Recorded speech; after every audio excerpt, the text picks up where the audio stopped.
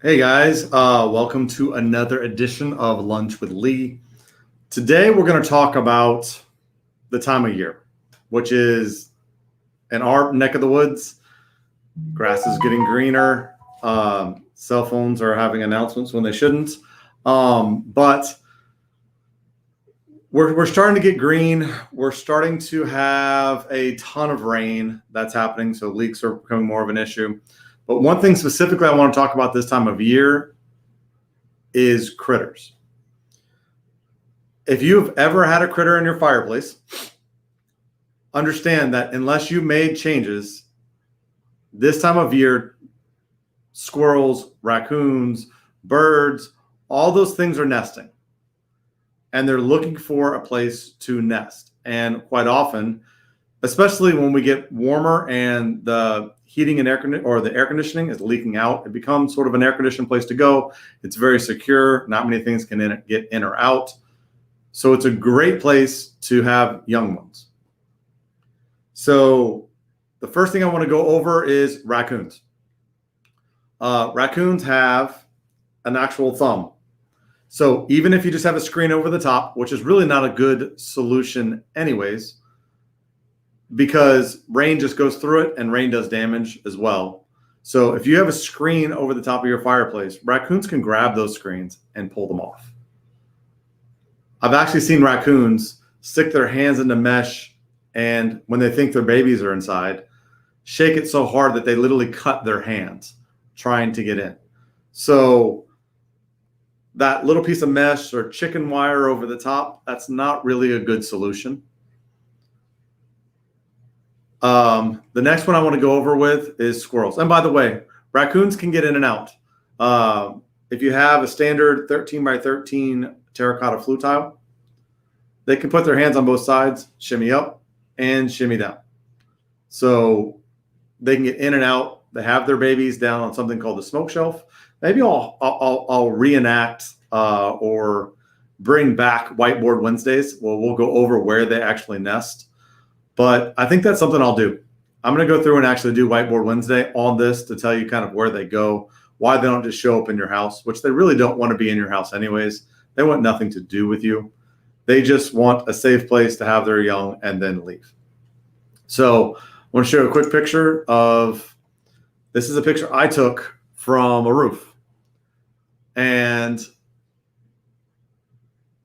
you know, the concrete on top is starting to fall apart. That's kind of obvious. But obviously there's squirrels coming in and out. That's another place for animals to nest.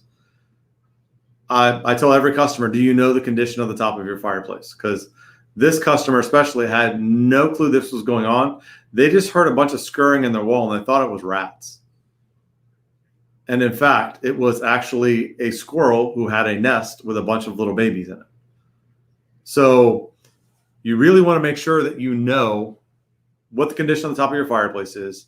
Do you have a cap? Like you can see this one. The actual cap up here is starting to rust. It's starting to fall apart. If we grabbed it and shook it, there's a good chance it would actually fall apart. This is also a galvanized top, which we always recommend stainless. It's a much more durable cap. We also recommend caps that cover the entire top of your chimney, not just the hole at the top like this one. So keep in mind, squirrels, raccoons, we've gone over both of those.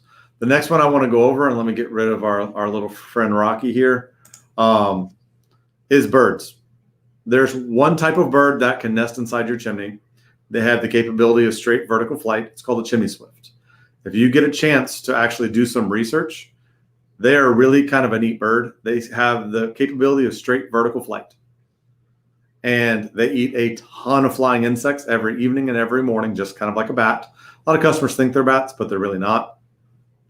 But that's a type of bird that's protected by the Migratory Bird Act. And when they nest, we can't touch them. So what we want to do is make sure that we close off the chimney now, and it may be even a little late now, but now, so that you don't have that problem. If you've had birds in the past, there's a very, very good chance that they successfully nested, they're coming back to the same chimney every year. So same chimney caps that keep out squirrels, raccoons, also keep out birds. So it's extraordinarily important that we do number one, an inspection on your fireplace. But number two is, even if you're not using your fireplace, let's make sure we don't have things living in it. If you've ever heard weird noises, if you've ever had weird smells, if you just don't know, it's a very good thing to have us come out, look at your fireplace, let's evaluate it, and let's make sure that it has proper screening, proper mesh, so that you don't get unwelcome visitors. So please, if you find this valuable, we're trying to help as many people as possible. Please, if you're watching on YouTube, follow our YouTube page. If you're following on Facebook, like our page, share it. It really helps us get out to as many people as possible so we can help as many people as possible and kind of relocate some of these critters before they actually start nesting to protect their young ones so they nest in a very safe spot so that they don't have unhealthy little babies or people smoking them out, burning them, scare mom away. They never come back. They die. They really stink. And that's not my favorite thing to do. We do it all the time. But taking out dead animals out of chimneys is something that we do, but it's not a whole lot of fun. So thanks, guys, for